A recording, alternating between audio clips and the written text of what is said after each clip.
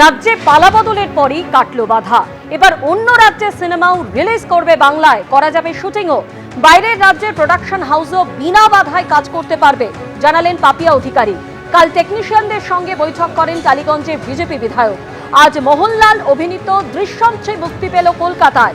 দক্ষিণ ভারতের সিনেমার পরিচালক ও কলা কুশলীদের সঙ্গে পাপিয়া অধিকারীর বৈঠকের পর সিদ্ধান্ত।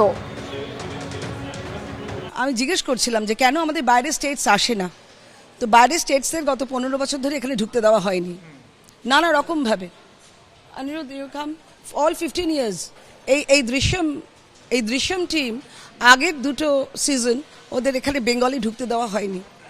তো এইটাও খুব কলকাতার এই যে দৃশ্যম 3 এ সারা পৃথিবীব্যাপী একটা হিট সিনেমার টিম, জোসেফ, হ্যাঁ ওরা একজন অ্যাসোসিয়েট ডিরেক্টর, একজন চিফ অ্যাসিস্ট্যান্ট ডিরেক্টর, তো ওরা সব এসেছে, ওদের টিমও সবাই এসেছে।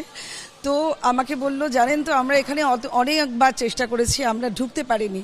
তা আমি বলেছি, better you will work now here, all of you, all the states will come. আমাকে তো এই জন্যেই টালিগঞ্জের দায়িত্ব দেওয়া হয়েছে, সব কিছুর জন্যে। আমি বলেছি একটা সোনার টালিগঞ্জ আমি গিফট করব।